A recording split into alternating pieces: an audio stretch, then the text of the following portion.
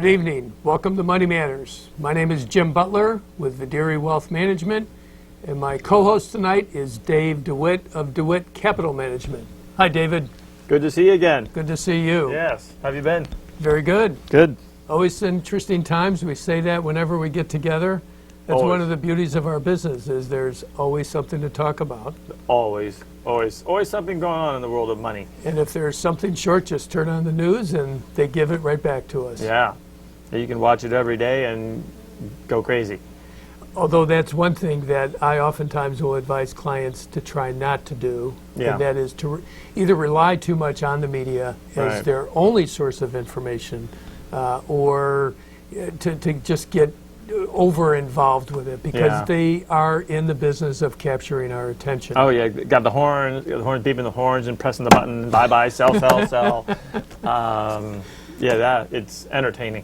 That's exactly what it is. It's entertainment. But you could also watch the Three Stooges. I'm sorry. So before we get to our guest tonight, we have a very interesting program. Why don't we talk a little about what we see are some growth opportunities into next year. Sure. So what are some areas that you like in particular at this time? Well, I like, I think biotech has probably a fairly good run ahead of it. It's been, it goes up and down just like everything else, but I think that over the long haul, there's new drugs coming along and new treatments, and a number of these will get approved by the FDA, and you can buy an ETF or a fund and participate in that. I like that area. So let me interject if I could. Why has biotech in particular taken such a hit over the past several months?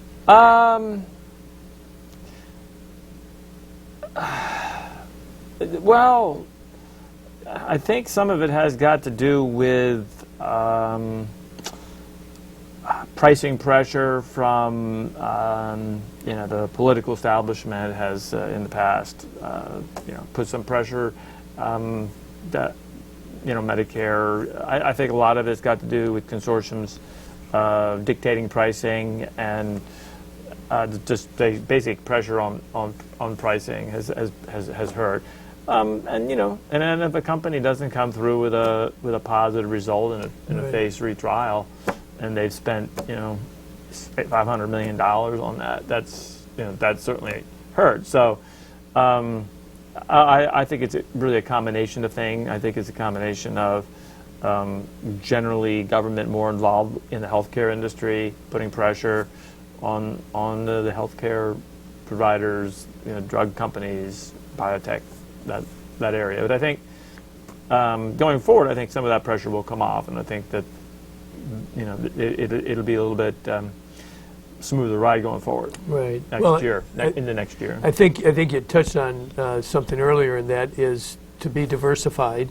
Yeah. Because you're right, you're not going to hit a home run with any individual stock that you might select. You might, but then it's easier to be diversified through whether it's a mutual fund or an ETF, as an example. Sure. And I think the other thing is, particularly with biotech, is you need to be patient. That's not unlike growth sectors within the equity market, whether it's domestic or global. Yeah. We encourage our clients to take a long-term view, and not to be concerned necessarily about the next 3 months, 12 months, because we don't know what's going to play out there. But I agree with you. I think longer-term biotech, the development of new drugs, equipment, the advancement of medicine, I think it's just going to continue to explode, David. Yes, and we'll be doing this show 30 or 40 years from now because of all these advances. Wouldn't that be exciting? Yeah. How about some other areas that you might like? I think going into next year, the energy markets, I think will probably have a bit of a recovery. Last 24 months. With oil prices being where they've been. I think that regardless of that, I think that in the United States, the fuel of choice will more and more become natural gas for power generation, and over the next 5 years, replacing coal. It already actually has replaced coal as the number one source of electrical generation way in advance of what anybody would have thought. And our carbon emissions in the United States are beyond what was expected to be in the Kyoto Accord. You're talking about in coming down. In bringing the carbon dioxide emissions down to stop global warming. So just by switching from coal to natural gas, we've already made major headway in that area. Solar is going to be another generator of electricity. Wind, you can't rely on that, 24 hours a day. Right. There's a long way to go before Tesla has enough battery power to power the grid when the sun goes down or the wind stops blowing. Right. So natural gas is going to replace coal for electrical generation, and we're exporting it more and more every year down to Mexico, where they're using it for electrical generation, and then we're shipping it down to the Gulf of Mexico to ship it over to Europe and Asia. And the foreign countries like the United States is a place to buy from because it's a stable country. We're going to have low-priced natural gas for years to come.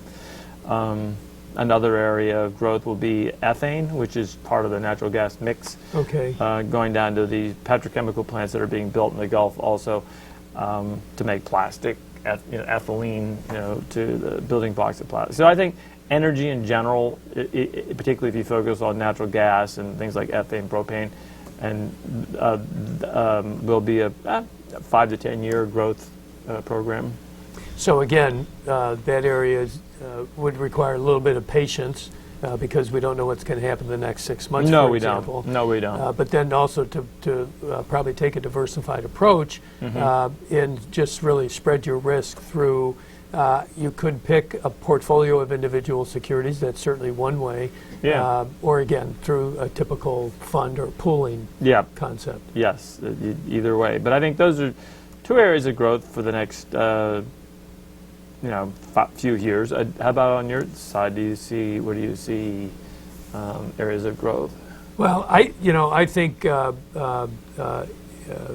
other area that kind of touches on the first one within biotechnology, I think it's just the whole medical field. So if we look at big pharma as an example, that's not necessarily biotech, although a lot of big pharma companies, have a pretty strong R&D area. But I think medical technology and medical advancements will continue, and I think IT itself, the various forms of IT. We're going to talk a little bit about that tonight. Information technology. Right, with our guest. And I think both the major companies within IT and then even, say, smaller segments that'll continue to expand. And, mobile technology and the power that we have available to us is going to be just astounding 5 years from now, most likely. Yeah. In fact, that kind of ties into our question for tonight. Evelyn Ruth in Exton wrote in, and she's asking, what do you think about the telecommunications sector for dividend and income? Well, that whole sector has various avenues of growth. Mobile, primarily being the main one. If you include things like fiber optics and cable, you can look at two major telecommunications companies in the United States would be Verizon, AT&T. I'm not recommending either one, but both pay good dividend and both are reliable, and I'm sure they're looking at ways of growing. Those would be the two that come to mind first. So, and those would be the companies that are going to be more income-oriented, whereas suppliers to them might be the growth engines, because those companies likely would not be paying a dividend necessarily. Yeah, I mean, it's you're right. The ones that are creating the new technology that's going to allow communications to really develop. The ones that are providing the, let's say, 5G technology, the Internet of Things that's coming, where everything is connected with everything, which then always brings into what our guests will be discussing later about hacking and cybersecurity, right. Because we've seen in the past at times when somebody's hacked in and they've turned on your TV or turned on your viewer or whatever. This is going to be a major I would think this would be a major. You asked me what's growth in the future. This leads right into what our guests will be talking about. Sure. But cybersecurity has got to be a growth, for the next 5 years. Yeah. So if you have a question, simply write it down and send it in to the address on the screen. You can have your questions answered on Money Matters. Please go to our website, money-matterstv.com. On our homepage, click on the banner on the right that says, Send us your questions. While you're on our website, you can find information about our hosts and guests, as well as show notes and links about this show and past shows. Money Matters is also available as a podcast on iTunes and Stitcher, so you can listen to Money Matters while you're on the go. That website address, again, is money, M-O-N-E-Y, -matters, M-A-T-T-E-R-S, TV.com. And as David alluded to a few moments ago, tonight's special guest is Tom Runfola of Syngenius, who's an IT specialist company working with small to medium-sized companies. Welcome, Tom. Thank you, Jim. Thank you, Dave. Tom, Nice to see you. And so the area of cybersecurity is an interesting one, and it happens to be an area where you are spending quite a bit of time. That's so true. Here's an interesting question, which is, how long would you say the whole field of cybersecurity has really not been around, but risen to the level of awareness in the public? Sure. Well, it's certainly something that has come to the forefront for very obvious reasons now, right? I mean, you see all these hacks, the things that happen, the Walmarts of the world, Home Depot, especially when it comes to the financial side of things, credit card security, so on and so forth. And that's just one small nuance, one little piece under that larger, more global umbrella, if you will, with the things that need security. So the proliferation that we've seen over the last bunch of years has been predominantly because you've got these people that are out there and these bad guys creating all of these bugs, and they're after things. They're after money, predominantly, stealing that information, identity theft, so on and so forth. So it's not going away anytime soon. To your point with what you gentlemen were discussing before, we can certainly look to see as all of this continues to rage on and continue to develop that there's going to be an increased demand in the need for the counter cybersecurity. Would you say that as consumers, both at the commercial level and individual level, Tom, the demand is equal, or is one of those areas, are they more exposed, such as commercial, because there's more money available to the hackers if they can get into a commercial site? Sure. In my opinion, in my research, that's exactly right. I would definitely say that on the business side of things, there's a greater exposure there. Certainly, there's a tendency for some to look at the private side of things, the personal side of things, that's an easier target, if you will. The thought is that people are a little more lax with their security, with their home computers and the things that they do. Mm-hmm. But on the business side, this is a really big deal. Cybersecurity is right now arguably the single greatest threat to small and medium-sized businesses and large businesses. It doesn't matter. It affects everyone equally. And it's the single biggest threat to business continuity. So just to build on that for a moment, that business continuity is, of course, paramount to keeping your business going.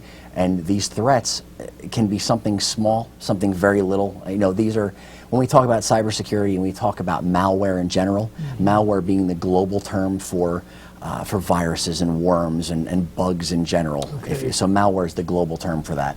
So when we talk about that malware, just some statistics, has more than doubled since last year. The attacks with that malware has more than doubled globally. And just last year alone, there were over 300 million new pieces of malware, of this garbage that these people create. It's malicious code that have been released into the wild. And some of that stuff has the power to just annoy you. There's a little pop-ups that you get, and some things you like to see and some things that you don't. And some of those things are significant and serious enough that they could literally cripple your business and destroy it. Have you heard of this thing called ransomware in the past? So ransomware, we've seen a tremendous proliferation of ransomware of late. And for those of the viewers that don't know what ransomware is kind of just what it sounds like. So basically, it's a piece of malicious code. It's software, right, that gets onto your computer. Typically, it gets there through email or through a website that was hacked, and you click on something, and next thing you know, it gets through your computer, and then you own it. But the idea behind this malware called ransomware is that it uses something called encryption. And for those that don't know what encryption is, encryption takes a piece of data and uses a key, much like a key that you would use to get into your house, but not a physical key. It's an electronic key, and it encrypts the data. And in order to read the data, you have to have the key to decrypt it. So this ransomware winds up on your computer. It infects your systems. It can spread, even more scary, it can actually spread from system to system. So it infects the computer and mails home, if you will, electronically. It creates a key and sends the key back home to the guys that created the ransomware. So when it's done encrypting all of your stuff, it leaves a calling card and says, if you want your stuff back, here's the ransom note. Here's how to get your stuff back. And what they're typically asking for is money. Right. So it's very scary stuff. If you don't have backups, it's even scarier, because once your stuff gets encrypted, there's really no way to decrypt that without that key.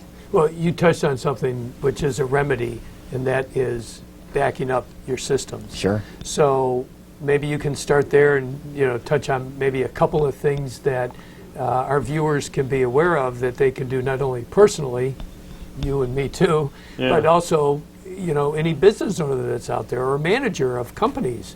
What can we be doing to safeguard ourselves? Sure. So the trick obviously is to try to never let the stuff in to begin with, right? So in the same way that you would protect your house, you would lock the front door, hopefully, before you go to sleep at night, to make sure that you don't make it too easy for people to get in. And that is the de facto most popular way, if you will, for the people that create this stuff to be able to get in and hack into your systems, control your systems. Again, like I said, all this stuff runs the gamut from a mild annoyance to a real threat to your security, invasion of privacy, stealing your stuff, your data, and personal things on the business level as well. So the first thing that you really need to do is to make sure that your perimeter defenses, if you will, are set up properly. And those things, in setting up your perimeter, most people are familiar with the term firewall. Mm-hmm. Well, there's a term, if you will, a firewall on steroids is a UTM appliance, or Unified Threat Management. So where a firewall fills a very specific role, typically in that generic term that we use, the firewall is good at preventing certain things from being able to get in. Lets certain things out, only lets certain things come back in. But a Unified Threat Management appliance, which is what we're going for with this, or some combination of the services that typically run on these, is a much greater, much more powerful thing, and it's actually a smarter device. So when we deal with other technologies that run on them, now all of a sudden that firewall, which is commonly referred to as the gateway, it's the device through which all the traffic into the network and out of the network, it's the ingress and the egress with the network.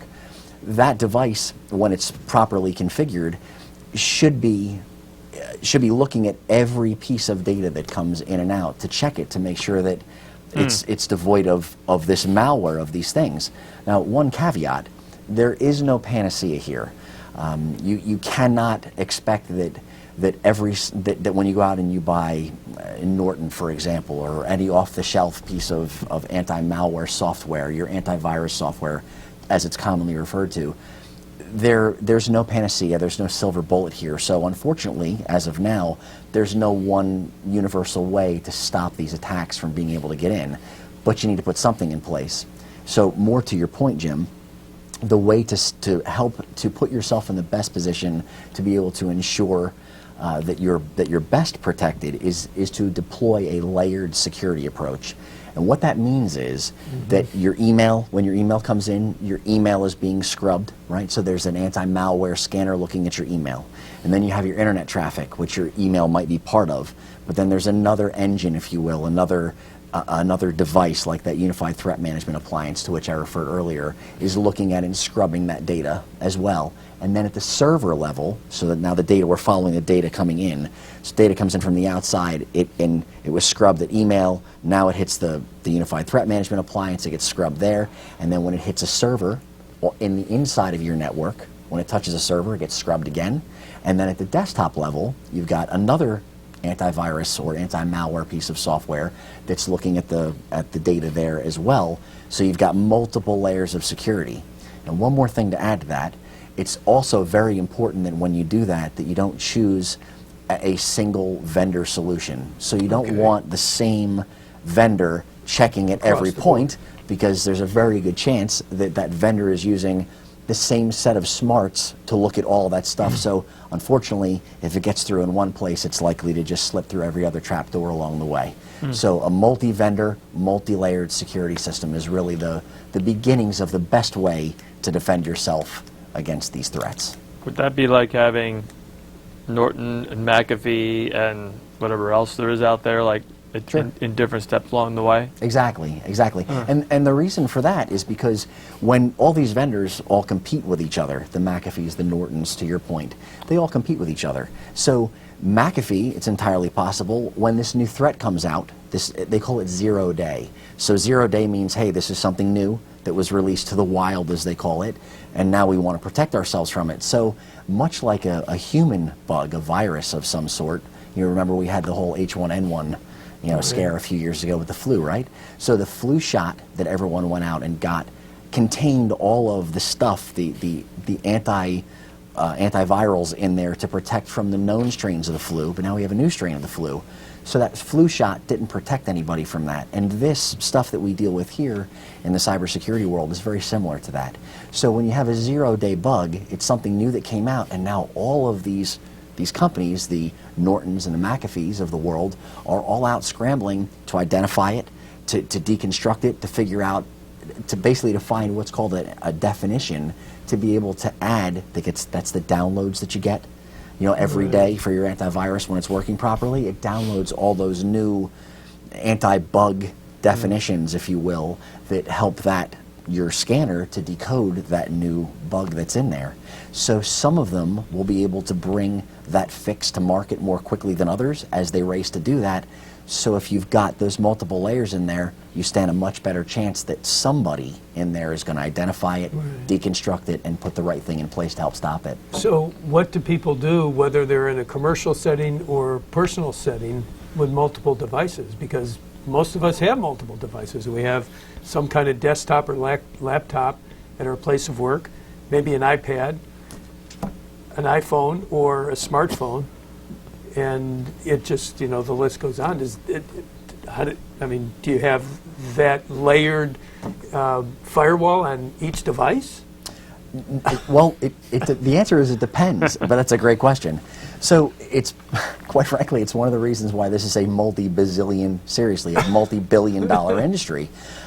These guys have done wonders for turning this into one heck of a market.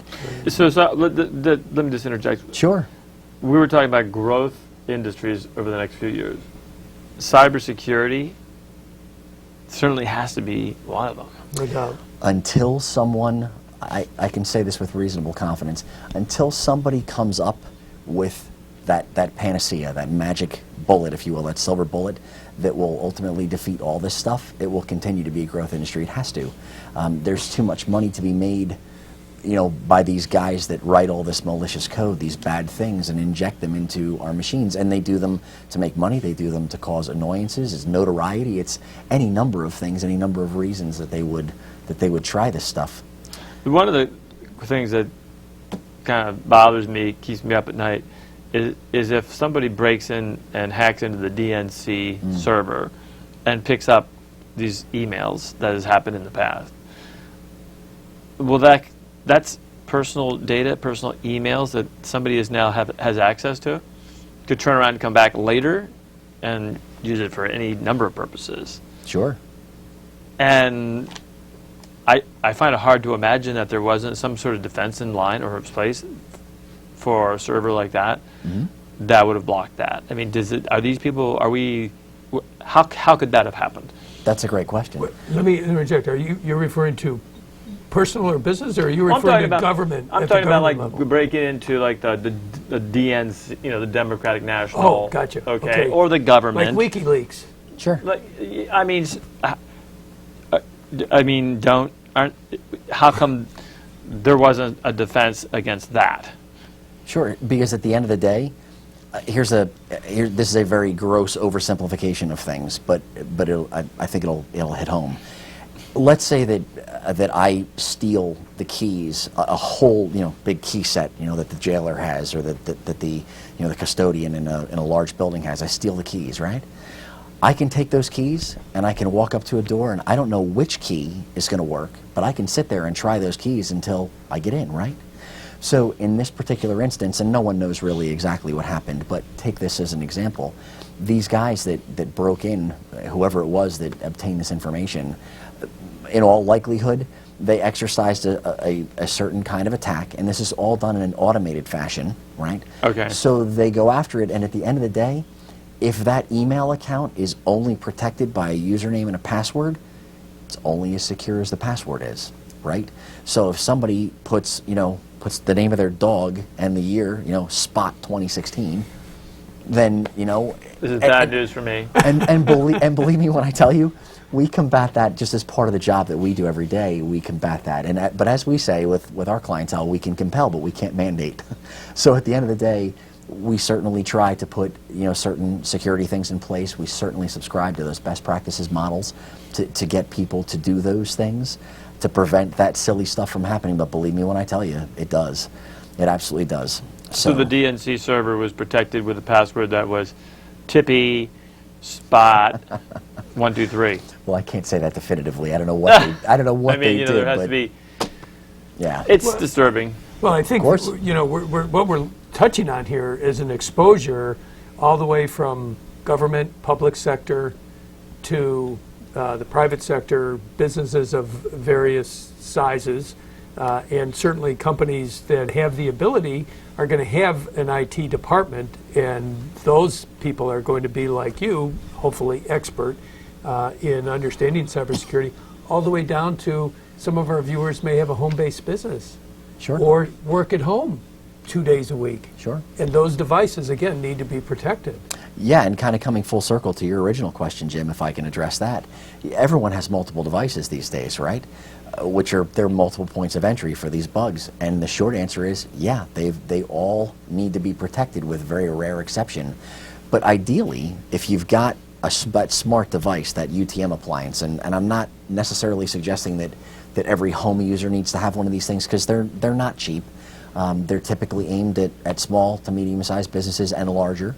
But if you've got that unified threat management appliance in place, and now your iPhone is on Wi-Fi at home, and it's connected to that device, that's the way that things are being filtered through there. So the intent is to make sure that whatever devices you put in place on any network, which is your home network, your business network, that you're making sure that any traffic, in whatever way it gets to the ultimate end device, that it's being filtered through and pushed through that multi-layered security.